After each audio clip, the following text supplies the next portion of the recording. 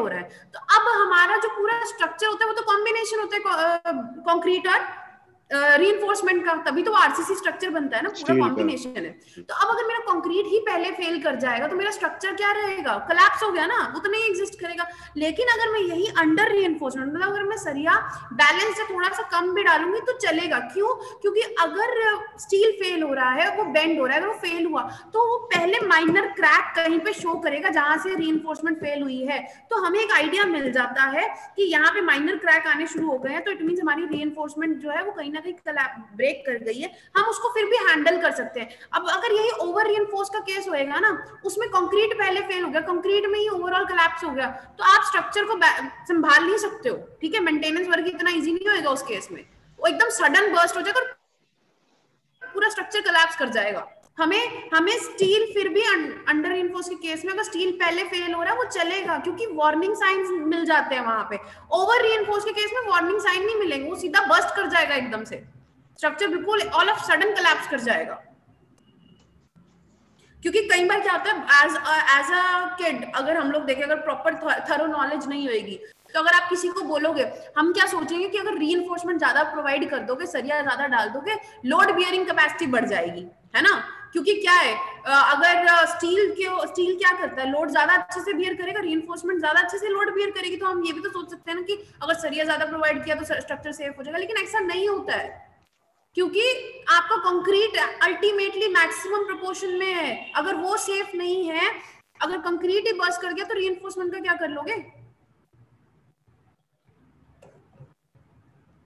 तो all of sudden failure, एकदम suddenly अगर कंक्रीट फेल कर गया तो पूरा स्ट्रक्चर कोलैप्स होने के चांसेस होते हैं। तो इसलिए हम अंडर रीइंफोर्समेंट क्यों प्रेफर करते हैं, क्योंकि वहां पे हमें वार्निंग साइन दिख जाते हैं। ठीक है कि नहीं? यस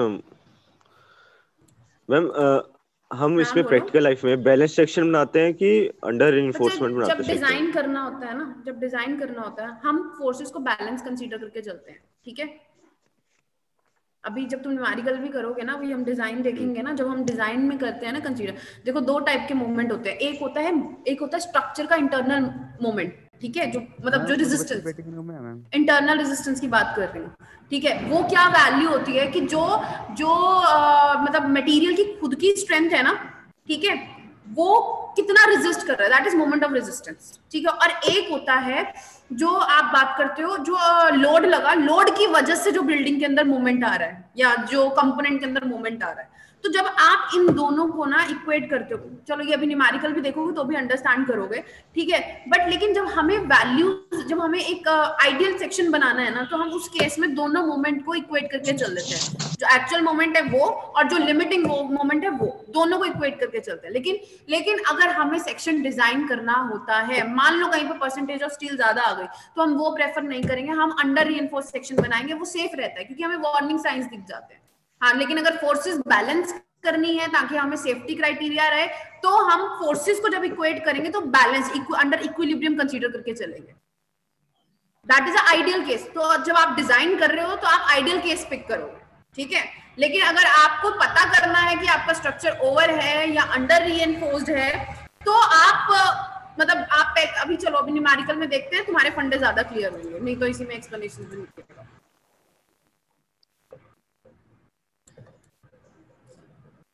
जो कल वैल्यूज निकाली थी उसमें कोई डाउट किसी को?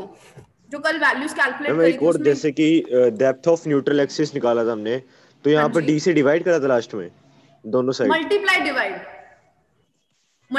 कर रहे थे, डिवाइड भी कर रहे थे, क्योंकि हमें एक्स यू बाई डी की वैल्यू चाहिए थी। हम डिवाइड ही करा ना नीचे से, मल्टीप्लाई एंड डिवाइड बोथ। कौन सी फॉर्मूला में बात कर रहे हो आप, मेरे को पहले ये इसी बताओ। में मैम जो यही जो मैंने अभी स्क्रीन पे जो स्क्रीन पे दिख रहा है, हाँ हाँ, इस केस में देखो ना, अगर एक इक्वल टू एक इधर साइड हो गया और एक इधर साइड हो गया, ठीक है, हमें एक्स यू बाय डी की रेशियो चाहिए, तो हमने दोनों साइड इधर पे डिवाइड कर दिया, इधर भी। क्यों किया? क्योंकि यहाँ पे देखो इक्वल है, तो ऑब्वियसली कैंसिल होके वो चीज बराबर नहीं हो जाती, तो वो दोनों साइड, क्योंकि हमें एक्स यू बाय डी की टर्म्स में रेशियो चाहिए थी, ठीक है, इसलिए किया था। Simplify, because sometimes what you will observe, ये एक बेसिक हमारे पास फॉर्मूला आ गया, sometimes what you will observe कि फॉर्मूला को सिंपलीफाई करने के लिए ना, फॉर्मूला को सिंप्लीफाई करने के लिए हम लोग किसी चीज से मल्टीप्लाई डिवाइड कर देते हैं, ठीक है। पम्मी मैम लीव पे बच्चे। हाँ अभी मैं लेक्चर ले रही हूँ, उसके बाद आना, बाहर वेट कर।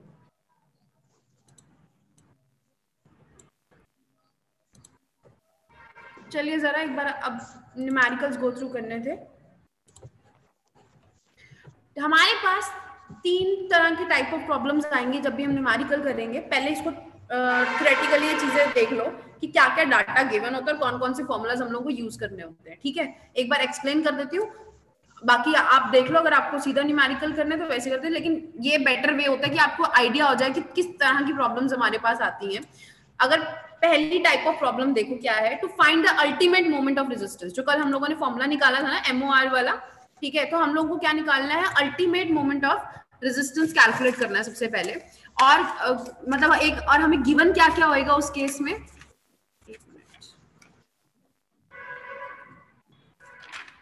width of beam, एक मिनट बच्चे,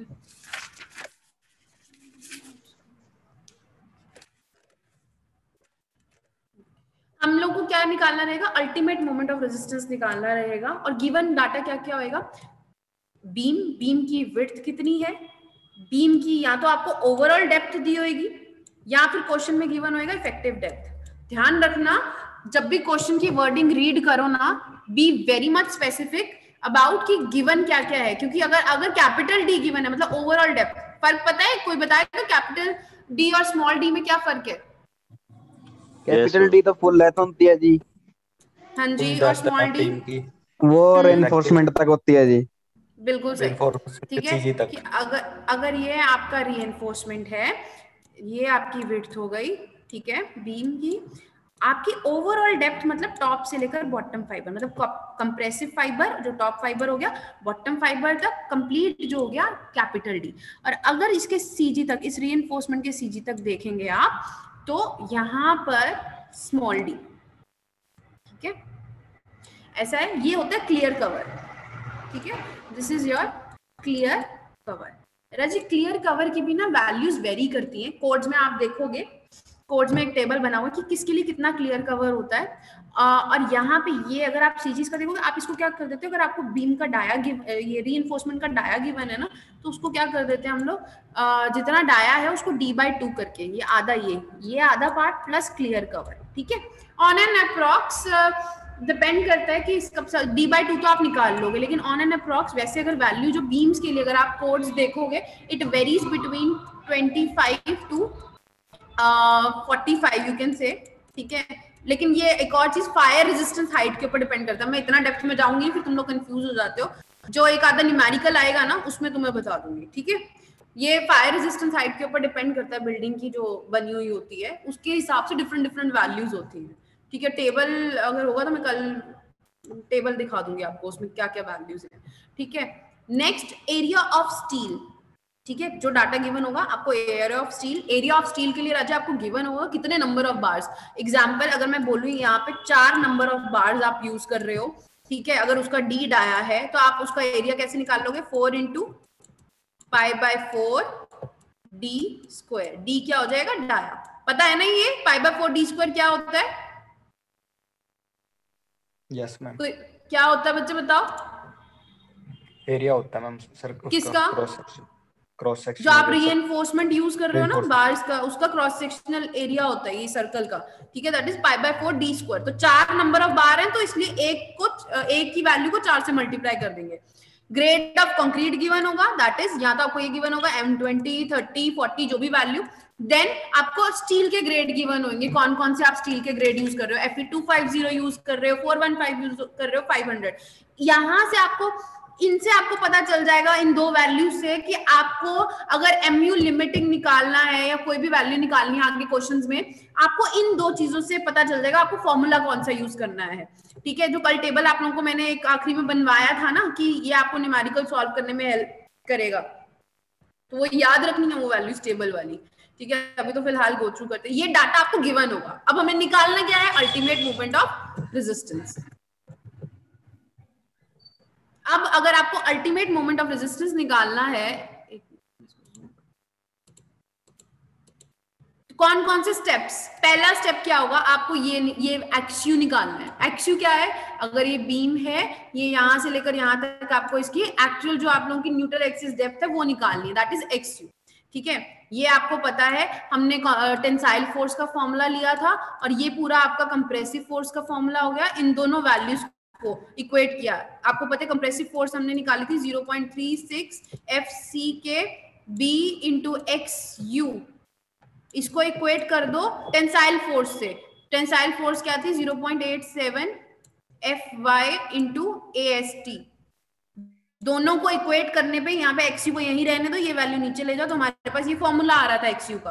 आप यहाँ से एक्सयू निकालोगे। अब अगर आपने एक्सयू निकाल ली और रजे आपको ये पता है आप कौन सा ग्रेड ऑफ स्टील यूज कर रहे हो, तो आपको ये कल मैंने बताया था टेबल सा जो बना हुआ था हमारा ये वाला। अगर आपके पास एक्सयू आ गया है और आपको एक्सयू मैक्स भी पता है, एक्सयू मैक्स कोई बताएगा? याद किया किसी ने किसके कॉरेस्पॉन्ड कितना? अगर आप 250 ग्रेड यूज कर रहे हो तो एक्सयू मैक्स का कल क्या फॉर्मूला बताया था जो हम कैलकुलेट कर रहे थे? 0.53 टाइम्स ऑफ डी। ठीक है, या फिर अगर आप Fe 415 यूज कर रहे हो, 415 के लिए क्या फॉर्मूला था? 0.48। बिल्कुल सही, 48 ऑफ डी। एंड अगर आप 500 यूज कर रहे हो तो क्या था टेबल में आपको बता रहे? 0.46। बिल्कुल सही।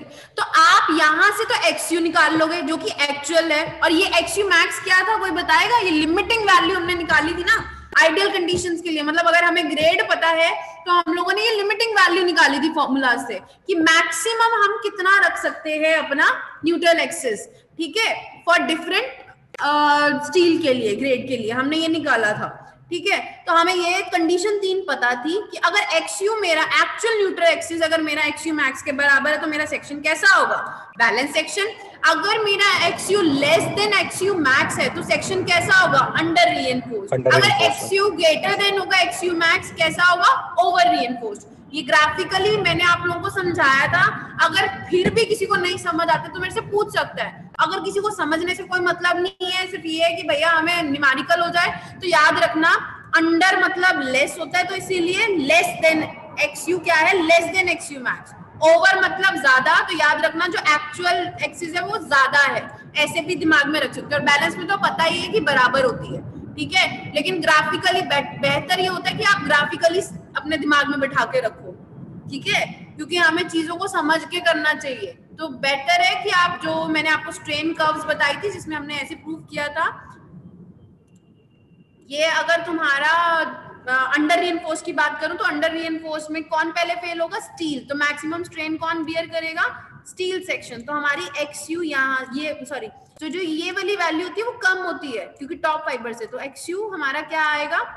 एक्चुअल वाला लेस देन एक्सयू मैक्स। किसके कंपैरिजन में? बैलेंस के। बैलेंस की अगर न्यूट्रल एक्सिस एक्चुअल यहाँ लाई कर रही है अंडर रीइंफोर्समेंट में ऊपर, तो ये एक्सयू मैक्स हमारा क्या होता है? ज्यादा होता है, और एक्सयू लेस होता है। तो याद रखनी है ये चीज। ठीक है, तो आपने यहां से इन दो वैल्यूज को कंपेयर करके हमें ये पता चल जाए कि हमारा सेक्शन या तो बैलेंस है, या अंडर रीइंफोर्स्ड है, या ओवर रीइंफोर्स्ड है। फोर्थ क्या है? Find the ultimate moment of resistance accordingly depending upon the type of beam. अब हमें ये पता चल गया कि बीम किस तरह की। अगर ये बीम है तो तब भी हमने कंप्रेसिव फोर्स वाली वैल्यू से कैलकुलेट कर लेंगे मोमेंट। अगर अंडर रीइंफोर्स है तो मैंने आपको बताया था स्टील पहले फेल होएगा तो हमारा मोमेंट का वैल्यू क्या होगा? कोई बताएगा? कल बताया था ना कि अगर बीम अंडर रीइंफोर्स के अंदर फेल हो रही है तो हम टेंसाइल फोर्स लेकर चलते हैं क्योंकि स्टील पहले फेल हो रहा है। तो फॉर्मूला क्या आया था? 0.87 FY AST, that is tensile force into perpendicular distance. कौन सा परपेंडिकुलर डिस्टेंस था? D minus 0.42 of XU। ये क्या था? ये वैल्यू किसकी थी? लीवर आर्म की। याद है कि नहीं? yes, मैंने कहा था ये फॉर्मूलाज याद करने हैं, तुम फिर भी नहीं करके आए हो। तो अगर अंडर रीइंफोर्स्ड है, स्टील पहले फेल हो रहा है, तो हम टेंसाइल फोर्स की वजह से जो फेलियर अकर होगा उसको देखेंगे। ओवर रीइंफोर्स्ड में कंक्रीट की वजह से फेलियर होता है, तो इसलिए जो हम मोमेंट निकालेंगे वो किसकी हेल्प से निकालेंगे? Ultimate moment. उसका क्या फॉर्मूला रहेगा? 0.36 FC के आगे b x u max, b into x u, then again ये लीवर आर्म, ठीक है। तो ये तो था पहला टाइप ऑफ न्यूमेरिकल स्टेप में, ठीक है। नेक्स्ट अगर हम लोग को area of steel find out करना है, क्या निकालना है, निकालना क्या है, area of steel. Again given क्या क्या होगा, विड्थ गिवन होगी, डी गिवन होगा, इफेक्ट या फिर इफेक्टिव गिवन होगी वैल्यू, फैक्टर्ड मोमेंट। अब ये फैक्टर्ड मोमेंट कहां से आता है रजत, आपको गिवन होगा कि आपकी बीम के ऊपर या तो मतलब या तो पॉइंट लोड लग रहा है, या फिर क्वेश्चन में गिवन होगा यूडीएल लग रहा है। वैसे तो यूडीएल ही होता है इन practical condition, uniformly distributed load या फिर वेराइंग लोड। अगर यूटीएल गिवन है तो उसके हिसाब से जो आप लोगों ने वो किए थे ना बेंडिंग मोमेंट और शेयर फोर्स वाले चैप्टर में केसेस पढ़े होंगे आप लोगों ने एसएम में, तो उसके हिसाब से मैक्सिमम बेंडिंग मोमेंट निकाल लेना डिपेंडिंग अपॉन लोड कैसा है, ठीक है। तो आप फैक्टर्ड मोमेंट निकालोगे डिपेंडिंग अपॉन लोड कैसा है। अगर यूडीएल है, यूडीएल के हिसाब से मैक्सिमम मोमेंट निकालना, पॉइंट लोड के हिसाब से मैक्सिमम मोमेंट निकाल लोगे, ठीक है।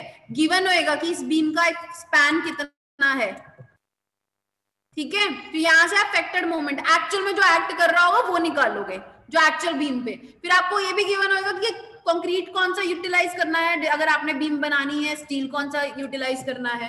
क्योंकि ऑब्वियस सी बात है, हम लोग कभी भी कोई स्ट्रक्चर डिजाइन करते हैं तो हम अपने दिमाग में ये तो लेकर चलते हैं ना कि हमें मटेरियल कौन सा यूज करना है, हमें पता होता है, तो हम डिजाइन पहले करके रखते हैं। अब यहाँ पे हमारे पास बाकी सारा डाटा गिवन है, उस डाटा से हमें ओवरऑल क्या कैलकुलेट करना है, एरिया ऑफ स्टील कैलकुलेट करना है कि टेंसाइल जोन में हम लोग कितना स्टील प्रोवाइड कर रहे हैं। अब उसके स्टेप्स देखते हैं, क्या क्या स्टेप्स हैं। सबसे पहले क्या बोल रहा है, find limiting moment of resistance, MU limiting निकाल लो, ठीक है। किसके ऊपर डिपेंड करेगा, कंक्रीट कैसा है, स्टील कैसा हमें गिवन है, तो हम एमयू लिमिटिंग निकाल लेंगे। एमयू लिमिटिंग के कोई फॉर्मूलाज बताएगा, कल टेबल में मैंने आप लोगों को बताए थे, 3 कैलकुलेट करे थे कल ओवरऑल।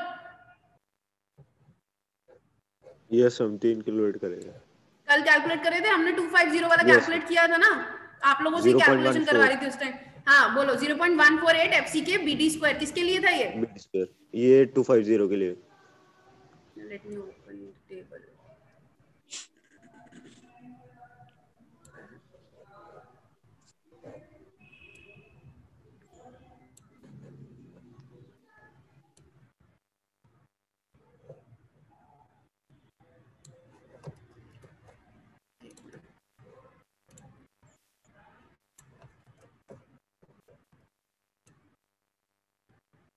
नोट्स खोल लो भैया, जो भेज रही हूँ ग्रुप में। अगर क्लास में लेक्चर में भी नहीं पल्ले पड़ता तो कम से कम खुद भी मत्था मारो, पढ़ो अपने फायदे के लिए, ठीक है। और बाद में डाउट्स पूछो।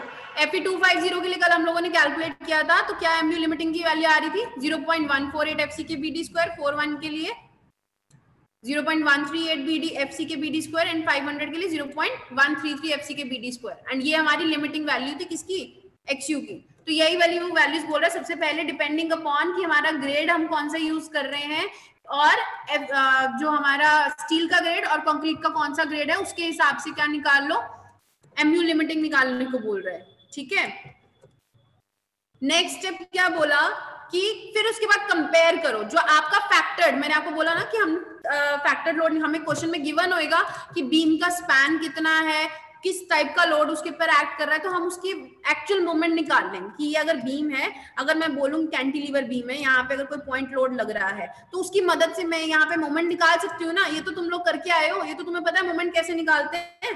तो तुम एक्चुअल मोमेंट जो बीम के ऊपर एक्ट कर रहा है ना वो निकाल लो पहले लोड की वजह से। देन आप क्या निकाल लो, मोमेंट ऑफ रेजिस्टेंस निकाल लो, जो इस बीम का मोमेंट ऑफ रेजिस्टेंस है। मतलब आपने एक तो हो गया कि लोड की वजह से बीम के अंदर इधर को मोमेंट लग रहा है, और एक क्या होता है कि ये जो मटेरियल है ना वो इस वाले मोमेंट जो डाउनवर्ड डायरेक्शन है इस वाले मोमेंट को रेजिस्ट कर रहा है इन अपवर्ड डायरेक्शन। ये मटेरियल खुद रेजिस्ट कर रहा होता है। अब वो क्या कह रहा है कि जब हमने एमयू निकाल लिया, एमयू लिमिटिंग निकाल लिया, अगर हमारा एमयू जो एक्चुअल मोमेंट जो लोड की वजह से अगर वो लेस है एमयू लिमिटिंग से, ठीक है, जो एक्चुअल मोमेंट लग रहा है वो एमयू लिमिटिंग से लेस है, ये लिमिटिंग वाली वैल्यू ज्यादा है, तो हमारी बीम कैसी है, अंडर रीइंफोर्स्ड, ठीक है। और अगर हमारा एमयू जो डाउनवर्ड डायरेक्शन में जो मोमेंट लग रहा है वो ज्यादा है एमयू लिमिटिंग से, तो हमारा केस कैसा हो जाएगा, ओवर रीइंफोर्स्ड केस। ये याद रखने ये दिमाग में। नेक्स्ट, जैसे तुमने ये कंडीशन तुम्हें पता चल गई कि अंडर रीइंफोर्स्ड है कि या फिर ओवर रीइंफोर्स्ड है, अब उसके बाद एक्चुअल एक्सयू निकाल लो, ठीक है। वो कैसे निकलेगा? आपको पता है कि आप ग्रेड कौन सा यूज कर रहे हो, एफसीके कौन सा यूज कर रहे हो, एंड आपके पास एक्सयू की value, find the neutral axis depth. ठीक है, आप लोग ये वाली वैल्यू यूटिलाइज करके आप लोगों को यहाँ से क्या पता चल जाएगा, एएसटी आ जाएगा। क्योंकि यहाँ पे अगर आपको ये पता चल गया कि अंडर रीइंफोर्स्ड है, ओवर रीइंफोर्स्ड है, आप एक्सयू क्या कर सकते हो, पुटअप कर सकते हो इसमें। ठीक है, देन इक्वेट कर दो अल्टीमेट मोमेंट ऑफ रेजिस्टेंस को इस फैक्टर्ड एएसटी, ये क्या है, equate the ultimate moment of resistance जो एमयू लिमिटिंग की वैल्यू है। ठीक है, और ये इन दोनों को इक्वेट कर दोगे तो आप लोग, और बाद में एक्सयू की वैल्यू को इस टर्म में पुट कर दोगे, इसकी एएसटी की टर्म में पुट कर दोगे फॉर्मूला में, तो आपका वहां से इक्वेट करने पे वैल्यू किसकी आ जाएगी, एरिया ऑफ स्टील की। इसका एक न्यूमेरिकल सा टाइप करें, क्योंकि अभी आप ऐसे कंफ्यूज हो गए जब आप एमयू लिमिटिंग में इस टर्म में एक्सयू की टर्म में ना, जहां पे एक्सयू लिखा होगा ना, उस एक्सयू को अंदर ये एएसटी की टर्म में ये वैल्यू को पुट करोगे, एफ बाई एफ सी के बचेगा सिर्फ आखिरी में एएसटी जब आप पुट करोगे वैल्यूज को। ठीक है, नेक्स्ट केस क्या है, to design this section of beam. एक केस आएगा, अभी तक तो हम कर रहे थे या तो हमें एरिया ऑफ स्टील निकालना था या हमें ये पता करना था कि बीम कैसी है, अंडर रीइंफोर्स्ड या ओवर रीइंफोर्स्ड। तो जब अब नेक्स्ट केस आपका जो है वो क्या है, डिजाइन करना है सेक्शन आपको, या बी और डी। ठीक है, अब इसमें भी क्या है, आप फैक्टर्ड मोमेंट एमयू जो एक्चुअल में एक्ट कर रहा है लोड, उसकी वजह से जो मोमेंट है वो कैलकुलेट कर लोगे। ठीक है, नेक्स्ट इसका जो पॉइंट है दैट इज, जब आपने मोमेंट कैलकुलेट कर लिया, नेक्स्ट क्या क्या डाटा गिवन होएगा, एफसी के ग्रेड क्या है, स्टील का और कंक्रीट दोनों का। फिर उसके बाद करना क्या है, again MU limiting find out करो, क्योंकि आपको एफसी के भी पता है, एफआई भी पता है। ठीक है, जैसे आपने एमयू लिमिटिंग कैलकुलेट कर लिया, आप वो क्या बोल रहा है, as the beam is designed as a balance section. जो भी हमने बीम डिजाइन करनी है, जब इस केस में जब डिजाइन करनी है, हमें as a balance section design करनी है। क्यों? क्योंकि इट इज आइडियल कंडीशन। ठीक है, तो हमें जहां पे ओवर रीइंफोर्स्ड आती है तो हम अंडर रीइंफोर्समेंट की तरफ जाएंगे। लेकिन जब आपको सिर्फ ये पता है कि हमारे पास ग्रेड कौन सा है कंक्रीट और स्टील का, और अब आपको सेक्शन डिजाइन करना है, आपको बी और डी निकालना है, तो हम आइडियल कंडीशन के हिसाब से वैल्यूज को पुटअप करेंगे। ठीक है, तो यहाँ पे क्या करोगे, एमयू आपको पता है जो एक्चुअल लोड कितना अगर एक्ट करने वाला है, उसको कंपेयर कर दो लिमिटिंग वैल्यू से। ठीक है, जब आपने ये कर दिया, इन दोनों को इक्वेट कर दो। ठीक है, एंड एक चीज ध्यान रखना जब इक्वेट करना है, अगर हमारे पास हमें एक रिलेशन होता है बी और डी का, जो हमारी विड्थ होती है ना बीम की रजे, वो 1/2 से लेकर 2/3 ऑफ डी तक होती है। इनमें इनके बीच में हमारी बी की रेशो, मतलब इनकी रेशो इस तरह से होती है that b is equal to 1/2 से लेकर 2/3 ऑफ डी तक। अब उसके हिसाब से तुम डी को कैलकुलेट कर लेना। ठीक है, देन एक्सयू मैक्स हमें ग्रेड ऑफ स्टील से पता चल जाएगा, और उसके बाद एएसटी चाहिए डिजाइन करने के लिए कितना यूटिलाइज कर रहे हैं, एक्सयू मैक्स कैलकुलेट कर लोगे, बी पता है, एफसी के पता है, एफवाई पता है, वहां से एरिया ऑफ स्टील इसके अंदर आ जाएगा। ठीक है, मेन डिजाइन करना था वो बी और डी की वैल्यू हम लोग यहाँ से फिक्स कर लेते हैं इन टर्म्स ऑफ ये रेशो से एज्यूम करके। ठीक है, ये तो पॉइंट्स बताए थे कि इस तरह से सॉल्व करना है, फॉर्मूला कौन कौन से यूज करने हैं वो बताए थे। नाउ लेट अस गेट कि न्यूमेरिकल अब कैसे अप्रोच करने हैं। पहला न्यूमेरिकल गो थ्रू कर रही हूं, जरा स्टेटमेंट ध्यान से देखिए। क्या कह रहा है, determine the depth of neutral axis, मतलब निकालना क्या है, न्यूट्रल एक्सिस। ठीक है, ऑफ अ बीम, सेक्शन कितना है इसका 250 mm, मतलब बीम की विड्थ कितनी हो गई 250 mm। आगे डेप्थ कितना कह रहा है 400 mm, ब्रैकेट में लिखा हुआ इफेक्टिव, तो इट मींस ये कौन सी वैल्यू हुई, कैपिटल डी हुआ स्मॉल डी हुआ, स्मॉल डी जी, बिल्कुल सही। ठीक है, 400 mm क्या हो गया हमारे पास, स्मॉल डी की वैल्यू, क्योंकि ब्रैकेट में उसने मेंशन कर दिया कि इफेक्टिव डेप्थ है।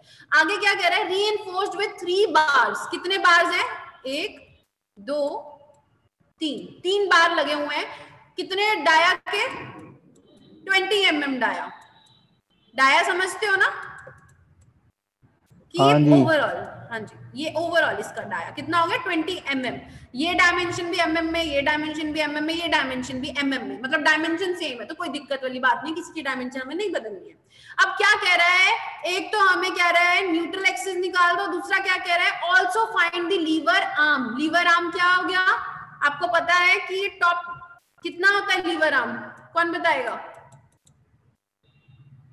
मोमेंट निकाला था कल मोमेंट के लिए हम लोगों ने बीम में जब कैलकुलेट किया था लीवर आर्म, तो क्या बताया था, अगर ये इफेक्टिव डेप्थ डी है ऊपर वाले फाइबर से सीजी यहाँ तक, ठीक है, इसके यहाँ से लेकर ये कितनी वैल्यू थी जब ग्राफ में गया 0.42, तो लीवर आर्म क्या था,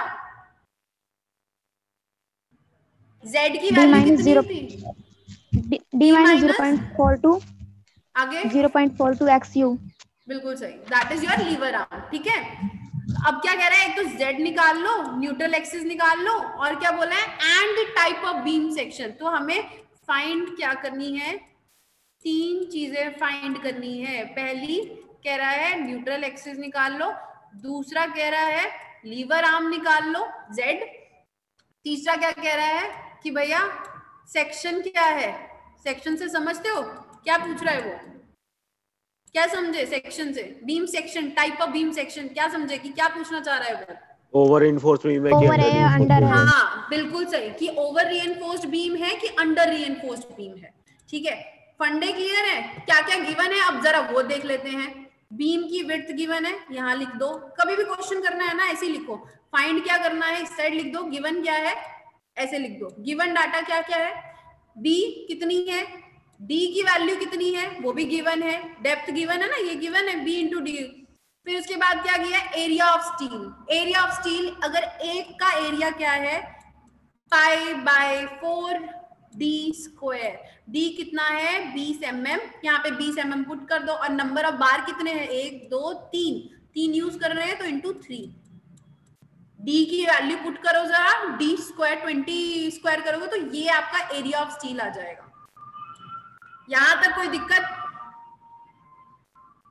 ना जी, क्वेश्चन समझने में कोई दिक्कत, या यहाँ तक कुछ पूछ सकते हो, नो मैम, ठीक है।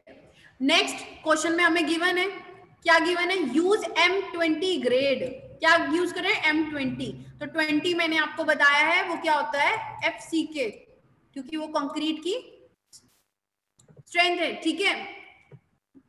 तो FCK कितना हो गया 20, और सिमिलरली FY, कौन सा स्टील यूज कर रहे हैं Fe415, तो FY की वैल्यू कितनी हो गई 415। ये सारा डाटा हमें गिवन है, अब जो निकालना है वो देखते हैं। सबसे पहले उसने क्या बोला, न्यूट्रल एक्सिस निकालना है। न्यूट्रल एक्सिस का फॉर्मूला क्या होता है, आपको याद रखना है कि हम दोनों फोर्सेस को क्या करते थे, इक्वल कंसीडर करके चलते थे ना, तभी हमारे पास एक्चुअल न्यूट्रल एक्सिस आएगी। तो हमने क्या किया, कंप्रेसिव फोर्स और इसको इक्वेट किया। ये फॉर्मूला याद रख लेना, very important, very very important. नहीं याद होता है तो फोर्सेस की वैल्यूज याद रखो। टेंसाइल फोर्स का फॉर्मूला होता है 0.87 FIAST, कंप्रेसिव फोर्स का formula 0.36 FCK, B into XU, दोनों को इक्वेट कर दो तो वहां से XU आ जाता है। अब हमारे पास FY भी है, FCK भी है, विड्थ भी है, एरिया ऑफ स्टील भी है। देखो एरिया ऑफ स्टील निकाला 942.48, यहाँ पुट कर दो। FY हमें पता है हम 415 स्टील यूज कर रहे हैं ग्रेड, ठीक है। FCK M20 ग्रेड यूज कर रहे हैं। B विड्थ हमें क्वेश्चन में गिवन है, सबको पुट करो, सॉल्व कर दो। यहां तक क्लियर, XU कैसे आया, हाँ कि ना? Yes ma'am. अब XU आ गया। अब हमें पता क्या करना है, बीम का सेक्शन कौन सा है, अंडर रीइंफोर्स्ड है कि ओवर रीइंफोर्स्ड है। अगेन कंपैरिजन से पता चलेगा ना कि XU ज्यादा है कि कम है, किसके कंपैरिजन में, XU मैक्स के कंपैरिजन में। अब मेरे को जल्दी से बताओ कि XU मैक्स का क्या फॉर्मूला लगाएं, कि अब फॉर एग्जांपल 415 टेबल देखो जरा, अगर नहीं याद रहता है किसी को तो 0.48D एग्जैक्टली, ये पता है ना कहां से आया, हाँ जी, कि बताने की जरूरत है, जिसको नहीं पता चलो एक बार। ये हम लोगों ने कल के नोट्स, परसों वाले नोट्स आप ओपन करना अपने, ये लिमिटिंग वैल्यूज कैलकुलेट करी थी हमने, ठीक है। ये टेबल बनवाया था उसके बाद, कैलकुलेट करने के बाद ध्यान से देखिए हम कौन सा ग्रेड यूज कर रहे हैं उसके हिसाब से। न्यूमेरिकल में हम लोग ग्रेड यूज कर रहे हैं FE, ये देखो 415 के हिसाब से हमारा XU लिमिटिंग कितना है 0.48D, ये हम लोगों ने कैलकुलेट किया था आइडियल कंडीशंस के ऊपर, ठीक है। Kindly go through your notes, क्योंकि ऐसे समझा के चले जाएंगे भूल जाओगे, फिर नहीं समझ आएंगी चीजें।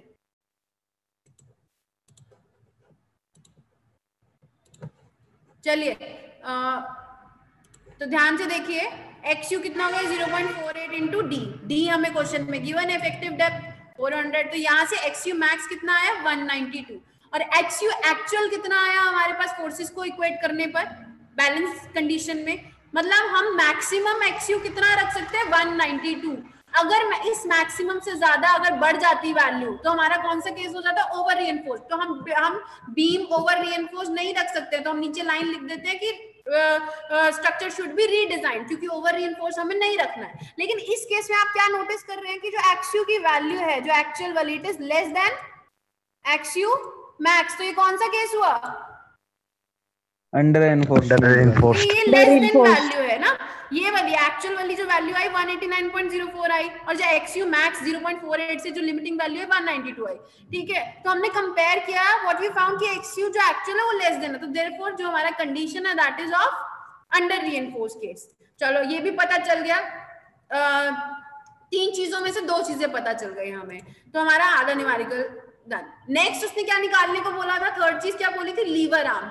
Now you have the value of x, you have the value of XU max and you have the value of XU also, but when you have to calculate lever arm, अभी बिल्कुल समीना ने बिल्कुल सही बताया था, लीवर आर्म का formula हम लोगों ने क्या बताया था, D माइनस 0.42 XU। अब XU इसमें कौन सा यूज करोगे, जो आपका एक्चुअल वाला है, नॉट द लिमिटिंग वाला, ठीक है, क्योंकि लीवर आर्म हमें एक्चुअल कंडीशन के लिए चाहिए, तो इसलिए जो एक्चुअल हमने फोर्सेस को बैलेंस करके किया, जो बैलेंस कंडीशन के लिए वैल्यू है वो पुट करोगे, ठीक है। यहाँ पे पुट किया तो D कितना